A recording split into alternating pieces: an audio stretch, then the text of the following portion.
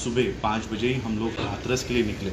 हाथरस के एसपी वहाँ पर उन्होंने हम लोगों को गांव के अंदर जाने से रोका और फिर हमने सपा बसपा का जो आंदोलन चल रहा था वहाँ पे भी हम लोग शामिल हुए और फिर एसपी से और डीएम, यहाँ पर कलेक्टर को डीएम कहते हैं, डिस्ट्रिक्ट मजिस्ट्रेट कहते हैं, उनसे मेरी चर्चा हुई। करीब 45 मिनट से लेकर 1 घंटे तक मेरी चर्चा हुई और एफआईआर की कॉपी हम लोगों ने देखी है, मेडिकल रिपोर्ट की कॉपी हमने देखी है और इसलिए मैं आप लोगों को ये सच पूरे देश को और विदेशों में बैठे हुए सभी लोगों को बताना चाहता हूँ।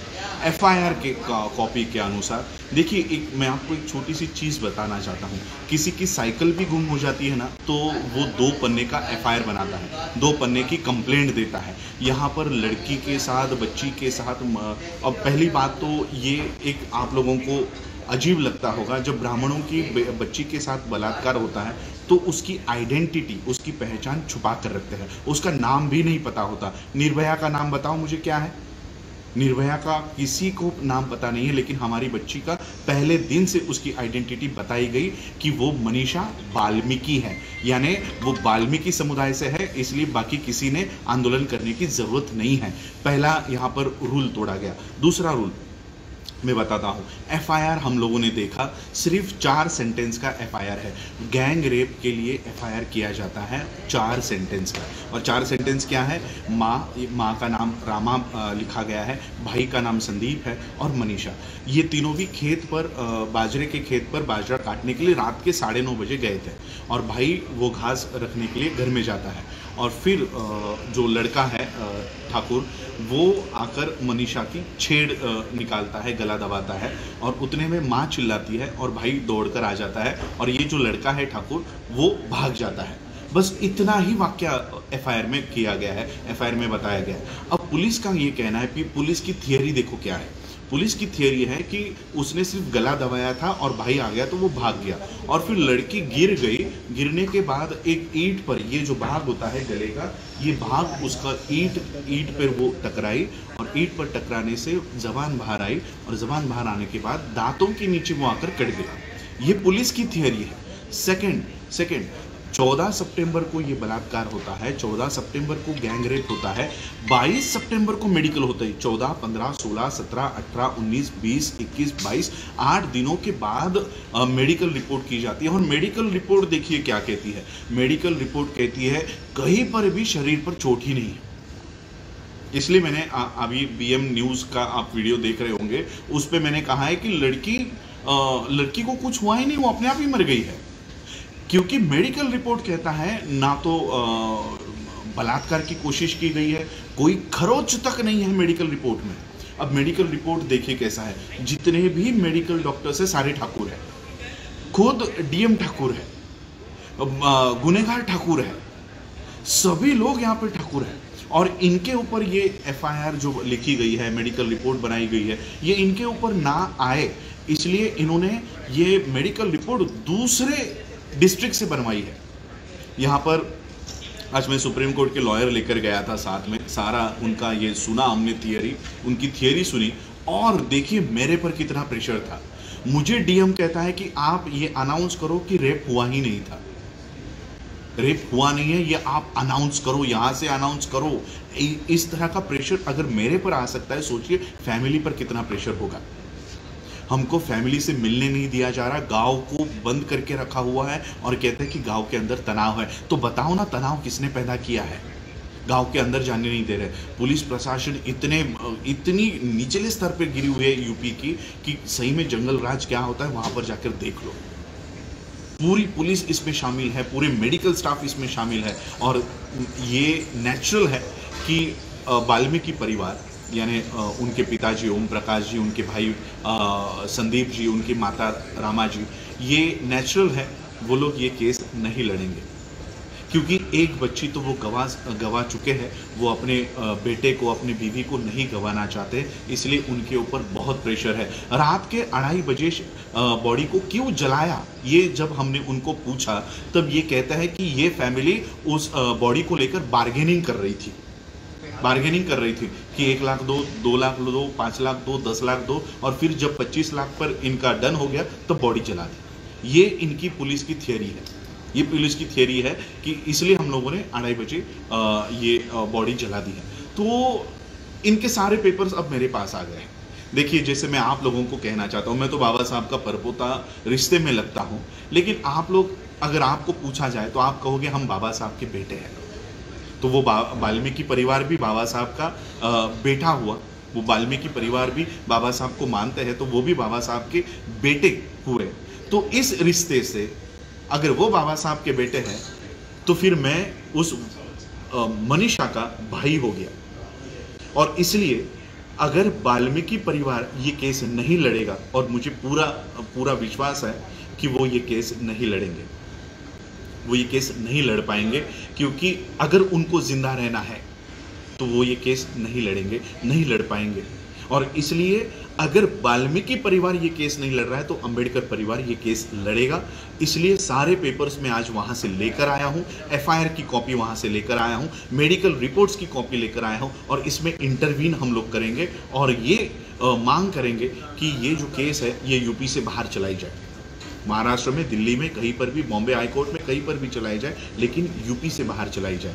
और इसलिए ये सारी रिट पिटिशंस हम लोग डालेंगे, इंटरवीन पिटिशन हम लोग वहाँ पर डालेंगे, और ये केस अब हम हैंडल करेंगे। क्योंकि हम देखिए, केवल उन 4 लड़कों को फांसी पर चढ़ाने से न्याय नहीं मिलेगा। इन डीएम से लेकर, एसपी से लेकर, मेडिकल प्रोफेशन के डॉक्टर्स तक, जब तक इनको हम जेल में नहीं डालते, एक उदाहरण जब तक हम सेट नहीं करते, तब तक हम पीछे नहीं बैठेंगे। क्योंकि आज देखो, हम हाथरस में गए थे, मैसेज आता है कि बलरामपुर में भी वही घटना घटी है। कहाँ तक जाओगे, कहाँ तक भागोगे आप लोग? एक दिन थक कर बैठ जाओगे।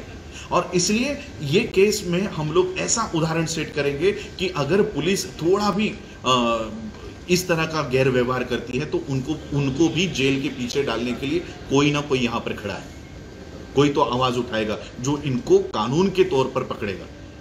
और इसलिए आज ये सारे पेपर्स यहाँ से लेकर जा रहा हूँ, और within a week intervene application file करके ये सारा मामला हम लोग लड़ेंगे। वाल्मीकि परिवार भी अगर नहीं लड़ता हो तो हम लोग लड़ेंगे, और वो भी बाबा साहब के उस ऑर्गेनाइजेशन से जो बाबा साहब ने 30 सितंबर को बनाई थी, रिपब्लिकन के नाम से हम लोग ये ऑर्गेनाइजेशन को, सोशल नॉट पॉलिटिकल, कोई मेरा पॉलिटिक्स से लेना देना नहीं है, सोशल मूवमेंट हम लोग बाबा साहब की ये फिर से शुरू करेंगे।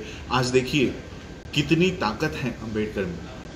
आज गांधी को डिस्ट्रिक्ट के बाहर रुका गया, लेकिन मैं वहाँ पर एक अंबेडकर, वहाँ पर एसपी, डीवाईएसपी, डीएम से जाके वो सारे पेपर लेकर आया है। और इसलिए मैं आप लोगों से अपील करना चाहता हूँ, आप लोग देश में पूरे स्टेट्स में आप लोग ये आंदोलन कर रहे हो, लेकिन उसी के साथ हमको संवैधानिक माध्यम से भी ये आंदोलन करना होगा। मैं इतना ही आज आप लोगों को बताना चाहूँगा, क्योंकि देखिए इतना प्रेशर था, मुझे बताया गया था कि दिल्ली यूपी में गाड़ियाँ पलटी होती रहती है, मुझे बताया गया था। इसलिए मैंने कहा कि जब तक मैं जिंदा पहुँचूँ दिल्ली में पहुंचने के बाद ये सारी बातें मैं आपको बताऊंगा। इस तरह का एफआईआर बनाया गया है, इस तरह के मेडिकल रिपोर्ट्स बताए गए हैं। मुझे खुद डीएम प्रेशराइज कर रहे थे कि आप ये बताओ कि कोई रेप हुआ ही नहीं है।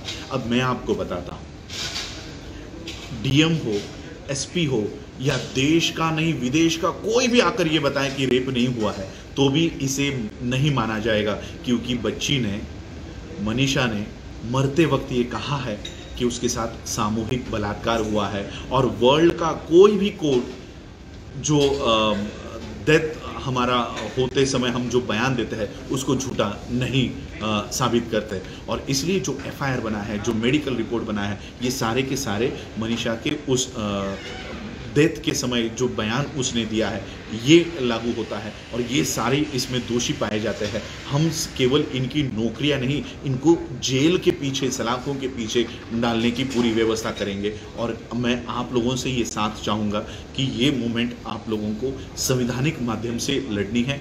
कई सारे लोग इसको राजनीतिक तूल देने के लिए अपने अपने यहाँ से, मुझे कई सारे, मैं किसी संगठन की बुराई नहीं करना चाहता हूँ, लेकिन कई सारे संगठन जो शुरुआत में मुद्दा उठाते हैं और फिर इसको आप लोगों ने देखा है कि हमारे बच्चों को जेलों में लेकर जाया जाता है, और जो नेता ये सारे मुद्दों को उठाता है वो भाग जाता है। तो मैं आप लोगों से विनती करना चाहूँगा कि ऐसी मूवमेंट मत चलाइए जहाँ पर क्योंकि संविधान आपके पक्ष में है, संविधान आपके पक्ष में है। संविधान बाबा साहब अम्बेडकर आपको वो सेफगार्ड देकर गए हैं। इस सेफगार्ड को ठीक तरह से इस्तेमाल कीजिए।